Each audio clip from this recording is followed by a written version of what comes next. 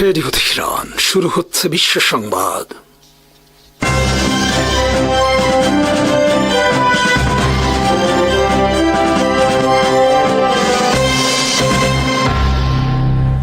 শুরুতেই সংবাদ শিরোনাম।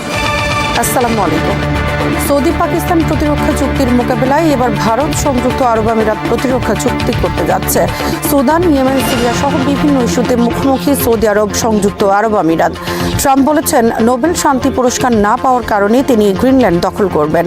চূড়ান্ত অপমান করলেন আমেরিকার প্রেসিডেন্ট পদকে। এবার পাকিস্তান সৌদি আরবের প্রতিরক্ষা চুক্তির মোকাবেলায় ভারত প্রতিরক্ষা চুক্তি করতে যাচ্ছে সংযুক্ত আরব আমিরাতের সাথে। সোমবার ভারতের প্রতিরক্ষা সচিব বিক্রম মিস্ত্রি বলেছেন, দুই দেশের মধ্যে একটি কৌশলগত প্রতিরক্ষা অংশীদারিত্ব চুক্তির বিষয়ে উভয় দেশ প্রাথমিক চুক্তিতে স্বাক্ষর করেছে। সোমবার সংযুক্ত আরব আমিরাতের প্রেসিডেন্ট শেখ মোহাম্মদ বিন জায়েদ আল নাহিয়ান 2 ঘন্টার জন্য ভারত সফর করেন। এ সময় তার সফর সঙ্গীদের মধ্যে ছিলেন প্রতিরক্ষা মন্ত্রী ও পররাষ্ট্রমন্ত্রী। সফরের সময় দুই দেশের মধ্যে প্রতিরক্ষা বিষয়ে প্রাথমিক চুক্তি সম্পন্ন হয়েছে। তাছাড়া এই সফরের সময় আরব আমিরাত থেকে $3 বিলিয়ন LNG গ্যাস কেনার চুক্তি করেছে ভারত। প্রকাশিত খবরে বলা হয়েছে, আগামী 6 বছরের মধ্যে ভারত আমিরাত বাণিজ্যের পরিমাণ $200 বিলিয়ন উন্নীত করবে। বর্তমানে ভারত সংযুক্ত আরব আমিরাতের তৃতীয় বাণিজ্যিক অংশীদার এবং দুই দেশের মধ্যে বর্তমানে বার্ষিক বাণিজ্যের পরিমাণ $100 বিলিয়ন। গত সেপ্টেম্বর মাসে পাকিস্তান, সৌদি আরব, ন্যাটো আদলে প্রতিরক্ষা চুক্তি করে। বর্তমানে এ জোটে যুক্ত হতে যাচ্ছে তুরস্ক। এতে বড় ধরনের নিরাপত্তা ঝুঁকিতে পড়েছে ভারত। এই নিরাপত্তা ঝুঁকি মোকাবেলায় ভারত বেছে নিল সংযুক্ত আরব আমিরাতকে। নোবেল শান্তি পুরস্কার না পাওয়ার কারণে গ্রিনল্যান্ড দখল করবেন যুক্তরাষ্ট্রের প্রেসিডেন্ট ডোনাল্ড ট্রাম্প। ট্রাম্প নিজেই সোমবার নরওয়ের প্রধানমন্ত্রীকে লেখা এক চিঠিতে গ্রিনল্যান্ড দখলের এ কারণ উল্লেখ করেছেন। চিঠিতে ট্রাম্প লিখেছেন, 8টি যুদ্ধ থামানোর পরও আপনার দেশ আমাকে নোবেল শান্তি পুরস্কার দেয়নি, তাই আমি এখন শান্তির কথা ভাবা বাধ্যবাধকতা বলে মনে করি না। আমি এখন দেখি আমেরিকার জন্য কি ভালো আর কি খারাপ। ডোনাল্ড ট্রাম্পের এই চিঠির জবাবে নরওয়ের প্রধানমন্ত্রী ইউনাস স্টুর বলেছেন, নোবেল পুরস্কার কে পাবে তা ঠিক করে নোবেল ইনস্টিটিউট এবং তারা এক্ষেত্রে স্বাধীনভাবে সিদ্ধান্ত নেয়। নরওয়ে সরকার বা নরওয়ের রাজনীতিবিদরা এটা ঠিক করে না। ট্রাম্প তার চিঠিতে লিখেছেন, নরওয়ের প্রধানমন্ত্রীকে রাশিয়া বা চীনের আগ্রাসন থেকে গ্রিনল্যান্ডকে রক্ষার ক্ষমতা নেই ডেনমার্কের। তারা যে মালিকানা ভোগ করছে তারও কোনো লিখিত নথি নেই। গ্রিনল্যান্ডের উপর আমাদের সম্পূর্ণ নিয়ন্ত্রণ না থাকলে বিশ্ব নিরাপদ নয়। ট্রাম্প চিঠিতে বলেছেন, ন্যাটোর জন্য অন্য সবার তুলনায় আমি সবচেয়ে বেশি কাজ করেছি। এখন ন্যাটোর উচিত আমেরিকার জন্য কিছু করা। যুক্তরাষ্ট্রের প্রেসিডেন্ট হয়ে নোবেল পুরস্কার না পাওয়ার কারণে গ্রিনল্যান্ড দখলের উদ্যোগ বিষয়ে হতবাক গোটা বিশ্ব। আবার প্রেসিডেন্ট নিজেই যখন একথা চিঠি লিখে একটি দেশের প্রধানমন্ত্রীর কাছে প্রকাশ করেন, তখন যেন তিনি গোটা বিশ্বের সব নেতাদেরই চরম লজ্জায় ডোবালেন। ডোনাল্ড ট্রাম্প এর মাধ্যমে মূলত আমেরিকার প্রেসিডেন্ট পদকেই চূড়ান্তভাবে অপমানিত করেছেন বলে মন্তব্য করেছেন অনেক বিশ্লেষক। ট্রাম্প এতদিন পর্যন্ত গ্রিনল্যান্ড দখলের কারণ হিসেবে বলে আসছিলেন আমেরিকার নিরাপত্তা ইস্যুর বিষয়। তিনি বলেছেন, গ্রিনল্যান্ডের ওপর দিয়ে রাশিয়া সহজে তার দেশে আক্রমণ চালাতে পারে ভবিষ্যতে, তাই গ্রিনল্যান্ডকে আমেরিকার অংশ করা অপরিহার্য। কিন্তু সোমবার তিনি প্রকাশ করলেন এর আসল কারণ। 2025 সালে নোবেল শান্তি পুরস্কার দেওয়া হয় ভেনিজুয়েলার বিরোধী দলীয় নেতা করিনা মাচাদোকে। যদিও মাচাদোকে নোবেল পুরস্কার দেওয়া নিয়ে তীব্র সমালোচনা রয়েছে নোবেল কমিটির নিরপেক্ষতা বিষয়ে। অনেকদিন ধরে অভিযোগ রয়েছে, নোবেল শান্তি পুরস্কারকে একটি রাজনৈতিক হাতিয়ার হিসেবে ব্যবহার করছে নোবেল কমিটি এবং পশ্চিমারা। তবুও এই পুরস্কার পাওয়ার জন্য ডোনাল্ড ট্রাম্পের তীব্র বাসনা এবং পুরস্কার না পাওয়ার পর তার গ্রিনল্যান্ড দখলের চেষ্টায় গোটা বিশ্বে তীব্র নেতিবাচক প্রতিক্রিয়া দেখা দিয়েছে। 2025 সালে নোবেল শান্তি পুরস্কার ঘোষণার অনেক আগে থেকেই ডোনাল্ড ট্রাম্প ও তার প্রশাসন প্রকাশ্যে দাবি করে আসছিলেন, এবার ট্রাম্পকে পুরস্কার দেওয়া উচিত।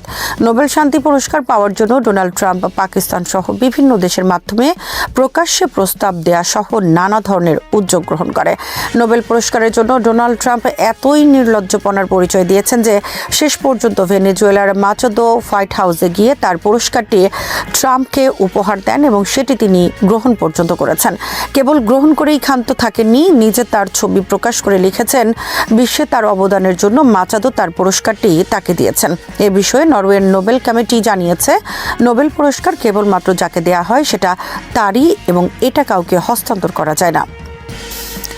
নোবেল পুরস্কার পাওয়ার আশায় ডোনাল্ড ট্রাম্প গাজা যুদ্ধ, ইউক্রেন যুদ্ধ সহ বিভিন্ন যুদ্ধ বন্ধের উদ্যোগ নেন। তিনি দাবি করেছেন 8টি যুদ্ধ বন্ধ হয়েছে তার চেষ্টায়। তার এ দাবি নিয়েও বিতর্ক রয়েছে। কেবলমাত্র ভারত পাকিস্তান যুদ্ধ বন্ধ ছাড়া বস্তুত আর কোনো যুদ্ধ বন্ধ হয়নি। গাজা যুদ্ধবিরতি লঙ্ঘন করে ইসরায়েল গাজায় 1000-এর বেশি হামলা চালিয়েছে। যুদ্ধবিরতির পরও ইসরায়েল ঠান্ডা মাথায় হত্যা করেছে কয়েকশো মানুষ। অপরদিকে যেখানে যুক্তরাষ্ট্র চেষ্টা করলে যে কোনো মুহূর্তে গাজা যুদ্ধ বন্ধের ক্ষমতা রাখে, সেখানে তাদের প্রশ্রয়ে ইসরায়েল গোটা গাজাকে ধ্বংস করেছে। গণহত্যার শিকার হয়েছে লক্ষাধিক মানুষ। আর ইসরায়েলকে গণহত্যায় সরাসরি অর্থ, অস্ত্র ও প্রকাশ্য সমর্থন দিয়েছে যুক্তরাষ্ট্র। ট্রাম্পের নির্দেশে ইসরায়েল হামলা চালিয়েছে ইরানে। কেবল ইসরায়েলকে দিয়ে হামলা চালিয়েই ক্ষান্ত হননি ট্রাম্প, তিনি যুক্তরাষ্ট্রকে দিয়ে হামলা চালিয়েছেন ইরানে। হামাস, হিজবুল্লাহ শান্তি চুক্তি লঙ্ঘন করেও ইসরায়েল নিয়মিত হামলা চালাচ্ছে লেবাননে। একইভাবে ইসরায়েল হামলা চালিয়ে যাচ্ছে সিরিয়া ও ইয়েমেনে। ইসরায়েলের যুদ্ধাপরাধ বন্ধে ট্রাম্প সম্পূর্ণ নীরব। অপরদিকে নির্বাচনের আগে ট্রাম্প বারবার বলেছিলেন বিজয়ী হলে ক্ষমতা গ্রহণের 24 ঘন্টার মধ্যে তিনি ইউক্রেন যুদ্ধ বন্ধ করবেন। কিন্তু 1 বছর হয়েছে তিনি এ যুদ্ধ বন্ধ করতে কার্যকর কোনো পদক্ষেপ নেননি, বরং যুদ্ধ বন্ধে পূর্বের বাইডেন প্রশাসনের মতোই আলোচনার নামে নাটক চালিয়ে যাচ্ছেন। একদিকে তিনি যুদ্ধ বন্ধের আলোচনা করছেন, অপরদিকে ইউক্রেনকে শক্তিশালী ও দূরপাল্লার মিসাইল সহ অনেক অস্ত্র দিচ্ছেন রাশিয়ার বিরুদ্ধে হামলার জন্য। সন্ত্রাস দমনের নামে ট্রাম্পের নির্দেশে যুক্তরাষ্ট্র নাইজেরিয়ায় হামলা চালিয়ে হত্যা করে চলছে শত শত সাধারণ মানুষ। একইভাবে ইথিওপিয়া ও সুদান গৃহযুদ্ধ বন্ধেও সম্পূর্ণ নীরব ডোনাল্ড ট্রাম্প ও তার প্রশাসন। ফলে 8টি যুদ্ধ বন্ধের যে দাবি ডোনাল্ড ট্রাম্প বারবার করেছেন, তাও একেবারেই সঠিক নয়। ইয়েমেন, সুদান, লিবিয়া, সিরিয়া সহ আন্তর্জাতিক বিভিন্ন ইস্যুতে চরম বিরোধ আর মুখোমুখি অবস্থানে এসে দাঁড়িয়েছে সৌদি আরব ও সংযুক্ত আরব আমিরাত। সর্বশেষ সৌদি আরবের রাষ্ট্রীয় চ্যানেলে সংযুক্ত আরব আমিরাতের প্রতি কঠোর হুঁশিয়ারি করে জানানো হয়েছে, আবুধাবি যদি উস্কানি বন্ধ না করে তাহলে রিয়াদ তাদের বিরুদ্ধে কঠোর পদক্ষেপ নিতে দ্বিধা করবে না। সোমবার সৌদি আরবের রাষ্ট্রীয় টিভি চ্যানেল আল আরাবিয়ার খবরে বলা হয়েছে, সংযুক্ত আরব আমিরাতের কর্মকাণ্ড সৌদি আরবের নিরাপত্তার জন্য বড় ধরনের হুমকি সৃষ্টি করেছে। রাষ্ট্রীয় টিভি চ্যানেলের মাধ্যমে এ ধরনের বার্তা দেওয়ার ঘটনাকে দুই দেশের মধ্যে কূটনৈতিক পর্যায়ে সম্পর্কের মারাত্মক অবনতি হিসেবে দেখছেন অনেক বিশ্লেষক। সৌদি আরবের অভিযোগ, সংযুক্ত আরব আমিরাত সুদান, ইয়েমেন, লিবিয়া ও সিরিয়ায় বিভিন্ন বিদ্রোহী বাহিনীকে মদদ দিচ্ছে দেশগুলোর কেন্দ্রীয় সরকারের বিরুদ্ধে। এর ফলে ওই সব দেশে গৃহযুদ্ধ বন্ধ হচ্ছে না। তাছাড়া ইসরায়েল ইস্যুতেও সংযুক্ত আরব আমিরাতের অবস্থানকে ভালো চোখে দেখছে না সৌদি আরবের বর্তমান রাজপরিবার। সৌদি আরব, সংযুক্ত আরব আমিরাত বর্তমান তিক্ত সম্পর্কের মূলে রয়েছে ইয়েমেন ইস্যু। গত ডিসেম্বর মাসে সৌদি আরব বিমান হামলা চালায় ইয়েমেনের আল মুকাল্লা বন্দরে। মুকাল্লা বন্দরটি নিয়ন্ত্রণ করছিল সাউদার্ন ট্রানজিশনাল কাউন্সিল বা এসটিসি নামক একটি বিদ্রোহী বাহিনী। এ বাহিনীকে অস্ত্র, অর্থ ও তেল দিয়ে সহায়তা করে সংযুক্ত আরব আমিরাত। আমিরাত তাদেরকে অস্ত্র সরবরাহ দেওয়ার সময় সৌদি আরব হামলা চালায়। একই সঙ্গে ইয়েমেন থেকে সংযুক্ত আরব আমিরাতের সব সেনা প্রত্যাহারের নির্দেশ দেয় সৌদি সরকার। ইয়েমেনে সৌদি আরব সমর্থন দেয় দেশটির আন্তর্জাতিকভাবে স্বীকৃত সরকারের সামরিক শাখা প্রেসিডেন্সিয়াল লিডারশিপ কাউন্সিল বা পিএলসি। সম্প্রতি আবুধাবি সমর্থিত এসটিসি যুদ্ধ শুরু করে সৌদি সমর্থিত পিএলসির বিরুদ্ধে। এ নিয়ে শুরু হয় দুই দেশের মধ্যে তীব্র দ্বন্দ্ব। 2015 সালে সৌদি আরব সংযুক্ত আরব আমিরাত কোয়ালিশন ফোর্স হামলা শুরু করে ইয়েমেনে ইরান সমর্থিত হুথি আর্মির বিরুদ্ধে। কিন্তু ব্যাপক সমালোচনার মুখে 2022 সালে সৌদি আরব ইয়েমেনে একতরফা যুদ্ধবিরতি করতে বাধ্য হয় এবং 2023 সাল থেকে ইরান সমর্থিত হুথি আর্মির সাথে শান্তি চুক্তি করে। এরপর চীনের মধ্যস্থতায় ইরানের সাথে সম্পর্ক স্বাভাবিক করে সৌদি আরব, কাতার, বাহরাইন সহ উপসাগরীয় দেশগুলো। কিন্তু সৌদি আরবের অভিযোগ, সংযুক্ত আরব আমিরাত গোপনে রিয়াদের বিরুদ্ধে কাজ করছে এবং আঞ্চলিক শান্তি ও স্থিতিশীলতা নস্যাতের চেষ্টা করছে। ইরানের সাম্প্রতিক গণবিক্ষোভ, তার উপর রাষ্ট্রীয় দমনপীড়ন, যুক্তরাষ্ট্রের প্রকাশ্য রাজনৈতিক অবস্থান এবং সর্বোপরি সর্বোচ্চ নেতা আয়াতুল্লাহ আলী খামেনির বক্তব্য, এই পুরো ঘটনা প্রবাহ মধ্যপ্রাচ্যের ভূরাজনীতি, অভ্যন্তরীণ ক্ষমতা কাঠামো এবং আন্তর্জাতিক শক্তির দ্বন্দ্বকে এক গভীর সংকটের মধ্যে নিয়ে এসেছে। 28 ডিসেম্বর থেকে শুরু হওয়া এই বিক্ষোভ কেবল অর্থনৈতিক অসন্তোষের বহিঃপ্রকাশ ছিল না, এটি ইরানি রাষ্ট্র ব্যবস্থার দীর্ঘদিনের জমে থাকা ক্ষোভ, সামাজিক বৈষম্য, রাজনৈতিক অবদমন এবং আন্তর্জাতিক নিষেধাজ্ঞার সম্মিলিত প্রতিক্রিয়া হিসেবে সামনে এসেছে। খামেনির বক্তব্যে যখন কয়েক হাজার নিহত হওয়ার স্বীকারোক্তি শোনা যায়, তখন তা কেবল একটি সংখ্যা নয়, বরং রাষ্ট্রীয় সহিংসতার মাত্রা সম্পর্কে প্রথমবারের মতো সর্বোচ্চ স্তর থেকে একটি ইঙ্গিত। এই স্বীকারোক্তি নিজেই ইরানের ভেতরের রাজনৈতিক ভাষ্য ও আন্তর্জাতিক পরিসরে ইরানের অবস্থান দুটোর ক্ষেত্রেই তাৎপর্যপূর্ণ। ইরানের ইসলামী প্রজাতন্ত্রের রাজনৈতিক কাঠামো এমন এক ব্যবস্থার উপর দাঁড়িয়ে আছে যেখানে সর্বোচ্চ নেতা চূড়ান্ত সিদ্ধান্তের অধিকারী। রাষ্ট্রপতি, সংসদ বা বিচার ব্যবস্থা সবকিছুই শেষ পর্যন্ত এই কেন্দ্রীয় ক্ষমতার ছায়ায় পরিচালিত হয়। ফলে খামেনির বক্তব্য কেবল ব্যক্তিগত মত নয়, এটি রাষ্ট্রের আনুষ্ঠানিক অবস্থান হিসেবেই বিবেচিত হয়। তিনি যখন মার্কিন প্রেসিডেন্ট ডোনাল্ড ট্রাম্পকে অপরাধী আখ্যা দেন এবং বিক্ষোভে হতাহতদের দায় যুক্তরাষ্ট্রের উপর চাপান, তখন তিনি ইরানের অভ্যন্তরীণ সংকটকে একটি বহিঃশত্রু চালিত ষড়যন্ত্র হিসেবে ফ্রেম করতে চান। এই কৌশল ইরানের জন্য নতুন নয়। 1979 সালের বিপ্লবের পর থেকেই যুক্তরাষ্ট্রকে গ্রেট স্যাটান হিসেবে চিহ্নিত করা হয়েছে এবং যে কোনো বড় ধরনের অভ্যন্তরীণ আন্দোলন বা বিরোধিতাকে বিদেশি হস্তক্ষেপের ফল হিসেবে তুলে ধরা হয়েছে। এর মাধ্যমে রাষ্ট্র একদিকে জাতীয়তাবাদী আবেগ উস্কে দেয়, অন্যদিকে অভ্যন্তরীণ বিরোধীদের বৈধতা নষ্ট করে। তবে এবারের পরিস্থিতিতে একটি মৌলিক পার্থক্য রয়েছে। অর্থনৈতিক সংকটের তীব্রতা, মুদ্রাস্ফীতি, বেকারত্ব এবং জীবনযাত্রার ব্যয় যে মাত্রায় সাধারণ মানুষকে চাপে ফেলেছে তা আগের অনেক আন্দোলনের চেয়ে গভীর। এই বিক্ষোভের সূচনা লগ্নে মূলত অর্থনৈতিক দাবি সামনে এসেছিল। দাম বাড়ার প্রতিবাদ, কর্মসংস্থানের অভাব, দুর্নীতির অভিযোগ। কিন্তু দমন পীড়নের সঙ্গে সঙ্গে এই দাবিগুলো রাজনৈতিক রূপ নিতে শুরু করে। রাষ্ট্রীয় সহিংসতা যখন শত শত নয় বরং হাজার হাজার মানুষের প্রাণ কেড়ে নেয় বলে বিভিন্ন মানবাধিকার সংস্থা দাবি করে, তখন আন্দোলনের চরিত্র আরও পাল্টে যায়। খামেনির বক্তব্যে কয়েক হাজার নিহত বলার মধ্য দিয়ে এক অর্থে তিনি আন্তর্জাতিক মানবাধিকার সংগঠনগুলোর সংখ্যাকে পুরোপুরি অস্বীকার করেননি, বরং পরোক্ষভাবে স্বীকার করেছেন যে ক্ষয়ক্ষতি রাষ্ট্রের দাবি করা সংখ্যার চেয়ে অনেক বেশি। ডোনাল্ড ট্রাম্পের ভূমিকা এই সংকটে জটিল এবং দ্ব্যর্থপূর্ণ। একদিকে তিনি সামাজিক যোগাযোগ মাধ্যম ও বক্তব্যে ইরানি বিক্ষোভকারীদের প্রতি সমর্থন জানিয়েছেন, সহায়তা আসছে ধরনের মন্তব্য করেছেন, এমনকি ইরান সরকার বিক্ষোভকারীদের হত্যা বা ফাঁসি দিলে যুক্তরাষ্ট্র প্রতিক্রিয়া দেখাবে বলেও হুঁশিয়ারি দিয়েছেন। অন্যদিকে তিনি আবার হঠাৎ করেই একটি তুলনামূলক নরম সুরে কথা বলেছেন, দাবি করেছেন যে ইরান নাকি 800 জনের ফাঁসি বাতিল করেছে এবং তিনি সেটিকে সম্মান করেন। এই দুই অবস্থানের মধ্যে সুস্পষ্ট অসঙ্গতি রয়েছে। ট্রাম্প প্রশাসনের এই দ্বিধাগ্রস্ত ভাষা আসলে যুক্তরাষ্ট্রের বৃহত্তর কৌশলগত সংকটের প্রতিফলন। ইরানের উপর সামরিক হামলা বা সরাসরি হস্তক্ষেপের ঝুঁকি যে কতটা ভয়াবহ পরিণতি ডেকে আনতে পারে তা যুক্তরাষ্ট্র ভালোভাবেই জানে। একই সঙ্গে অভ্যন্তরীণ রাজনৈতিক সমর্থন ও আন্তর্জাতিক মিত্রদের অবস্থানও যুক্তরাষ্ট্রকে সাবধানী হতে বাধ্য করে। খামেনি যখন ট্রাম্পকে অপরাধী বলেন, তখন তিনি কেবল বিক্ষোভে হতাহতদের দায় নয়, বরং দীর্ঘদিনের নিষেধাজ্ঞা, অর্থনৈতিক ক্ষতি এবং ইরানের সার্বভৌমত্বে হস্তক্ষেপের অভিযোগও তার কাঁধে চাপান। যুক্তরাষ্ট্রের নিষেধাজ্ঞা ইরানের অর্থনীতিকে যে ভয়াবহভাবে ক্ষতিগ্রস্ত করেছে তা অস্বীকার করার উপায় নেই। তেলের রপ্তানি কমে যাওয়া, আন্তর্জাতিক ব্যাংকিং ব্যবস্থায় প্রবেশাধিকার সীমিত হওয়া, মুদ্রার অবমূল্যায়ন, এসবই সাধারণ মানুষের জীবনে সরাসরি আঘাত এনেছে। ফলে খামেনির বক্তব্যে যুক্তরাষ্ট্রকে দোষারোপ করার একটি বাস্তব ভিত্তি রয়েছে, যদিও সেটি ইরানের অভ্যন্তরীণ শাসন ব্যবস্থার দায়কে আড়াল করার কৌশল হিসেবে ব্যবহৃত হয়।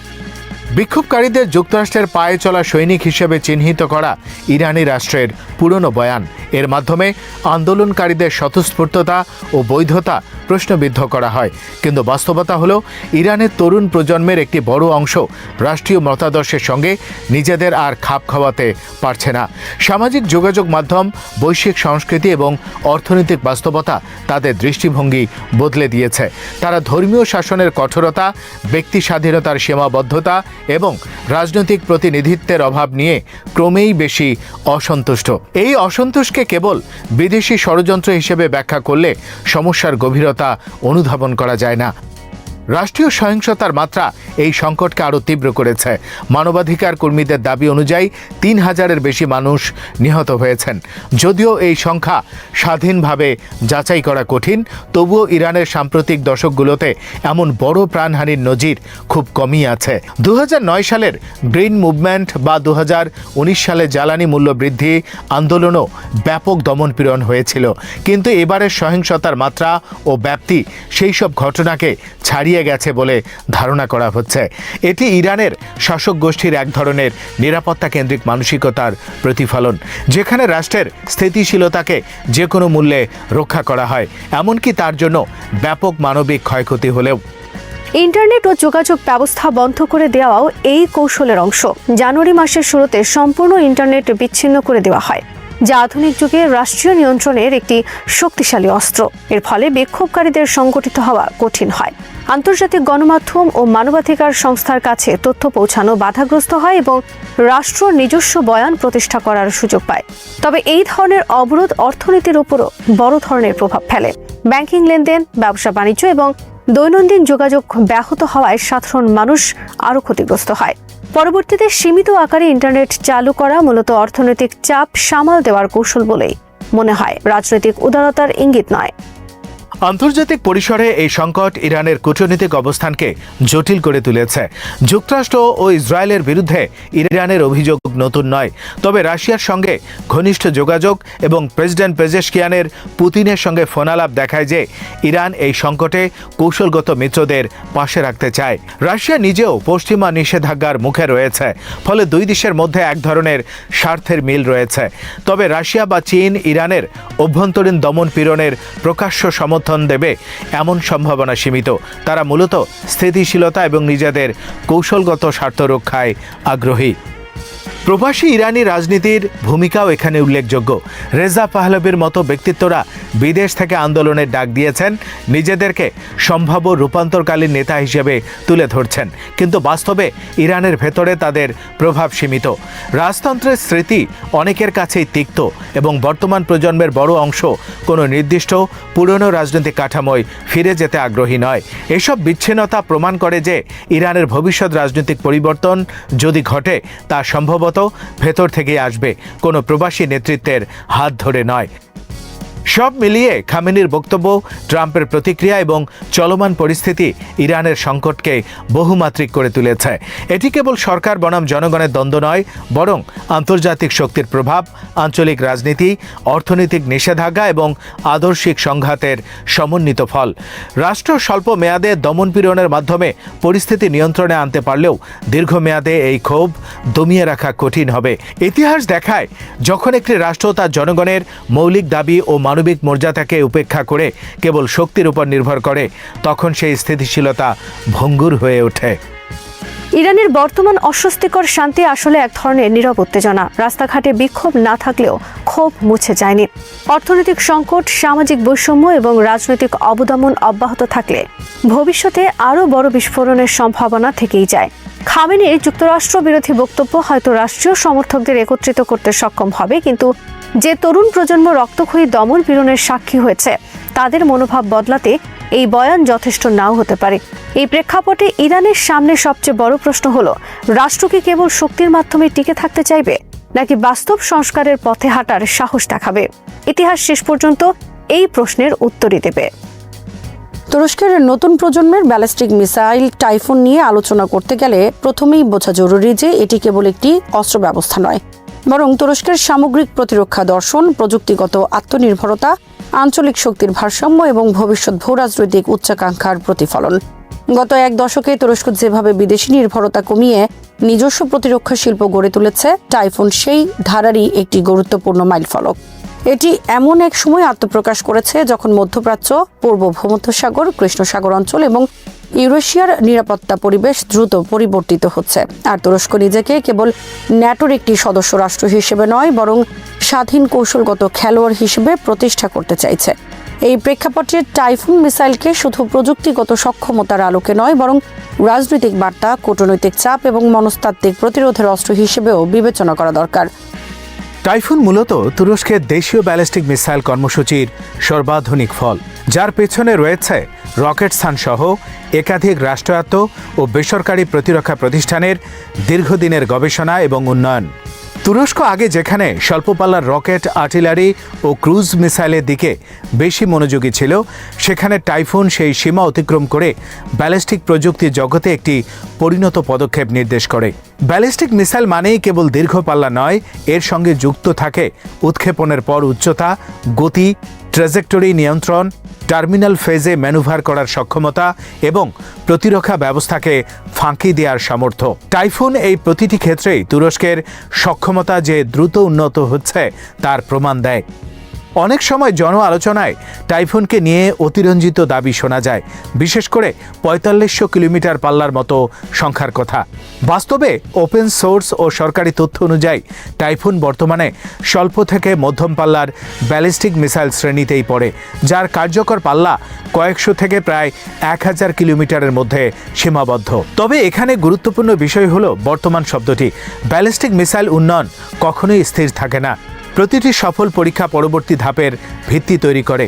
আজ যে প্রযুক্তি দিয়ে ৮০০ বা ১,০০০ কিলোমিটার অর্জিত হচ্ছে, সেটি ভবিষ্যতে উন্নত প্রপালশন, হালকা কম্পোজিট উপাদান, উন্নত জ্বালানি এবং আরও দক্ষ গাইডেন্স সিস্টেমের মাধ্যমে বহুগুণ বৃদ্ধি পেতে পারে।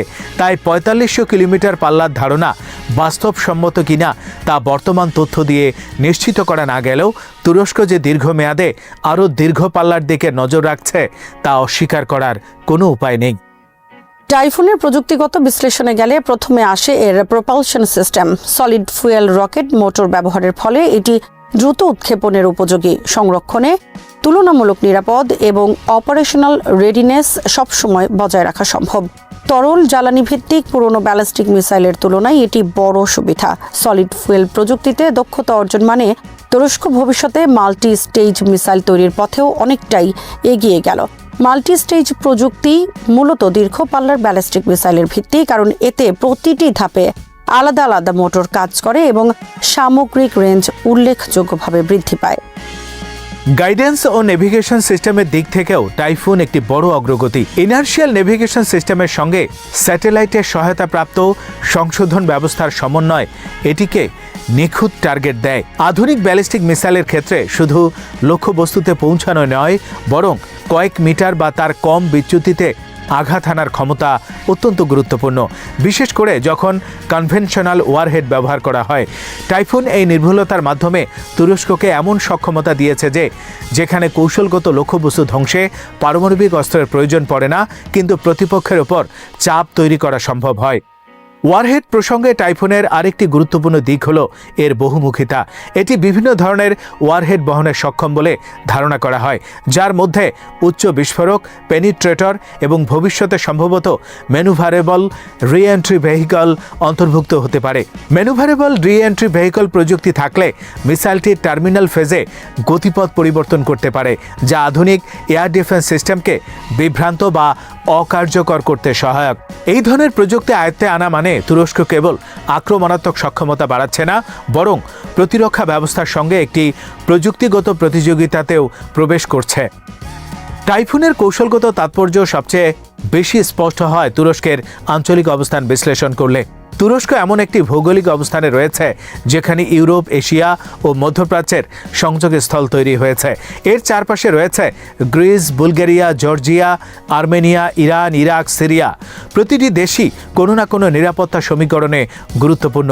পূর্ব ভূমধ্য সাগরে গ্যাস অনুসন্ধান নিয়ে গ্রিস ও সাইপ্রাসের সঙ্গে উত্তেজনা, সিরিয়া সংকট, ইরানের সঙ্গে প্রতিদ্বন্দ্বিতা ও সহযোগিতার দ্বৈত সম্পর্ক, সব মিলিয়ে তুরস্ক এমন এক নিরাপত্তা পরিবেশে রয়েছে যেখানে শক্ত প্রতিরোধ ক্ষমতা কূটনৈতিক দর কষাকষিতে বড় ভূমিকা রাখে।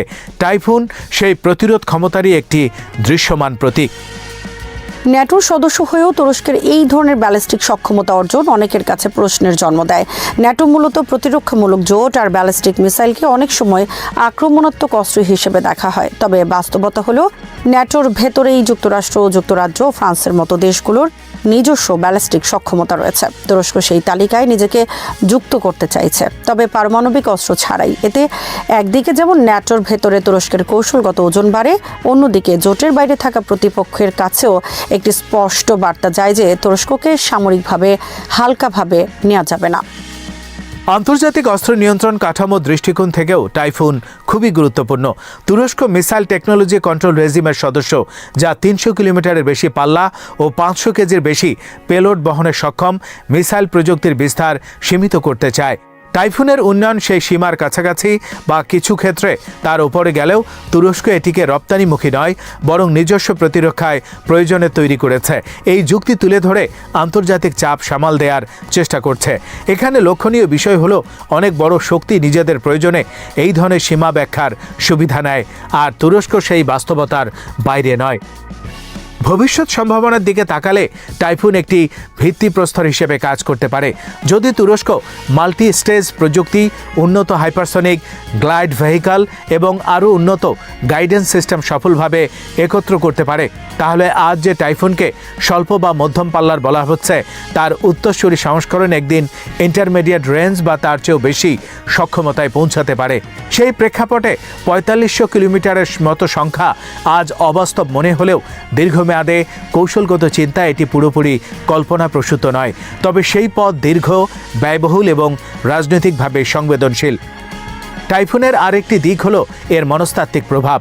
আধুনিক যুদ্ধে কেবল বাস্তব ধ্বংস ক্ষমতাই নয়, বরং সম্ভাব্য ক্ষমতার ধারণাও বড় ভূমিকা রাখে। একটি ব্যালিস্টিক মিসাইলের অস্তিত্বই অনেক সময় প্রতিপক্ষকে প্রতিরক্ষা ব্যয় বাড়াতে বাধ্য করে, কূটনৈতিক অবস্থান নরম করতে প্ররোচিত করে অথবা সামরিক পরিকল্পনায় সতর্কতা যোগ করে। টাইফুন সেই মনস্তাত্ত্বিক খেলায় তুরস্ককে একটি কার্যকর হাতিয়ার উপহার দেয়।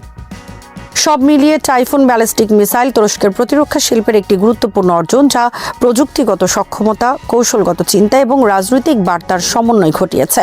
এটি বর্তমানে যে পাল্লার মধ্যেই সীমাবদ্ধ থাকুক না কেন, এর প্রকৃত গুরুত্ব লুকিয়ে আছে ভবিষ্যতের সম্ভাবনায়। টাইফুন দেখিয়ে দেয় যে তুরস্ক আর কেবল অস্ত্র আমদানিকারক দেশ নয়, বরং নিজস্ব প্রযুক্তির উপর ভর করে আঞ্চলিক ও বৈশ্বিক নিরাপত্তা সমীকরণে নিজের অবস্থান নতুনভাবে সংজ্ঞায়িত করতে প্রস্তুত। এই দৃষ্টিকোণ থেকে টাইফুনকে শুধু একটি মিসাইল হিসেবে নয়, বরং তুরস্কের কৌশলগত আত্মপরিচয়ের অংশ হিসেবে দেখাই সবচেয়ে বাস্তবসম্মত বিশ্লেষণ। শ্রোতা বন্ধুরা, বিশ্ব সংবাদে এই ছিল আমাদের সর্বশেষ আয়োজন। সঙ্গে থাকার জন্য আপনাদের সবাইকে অসংখ্য ধন্যবাদ।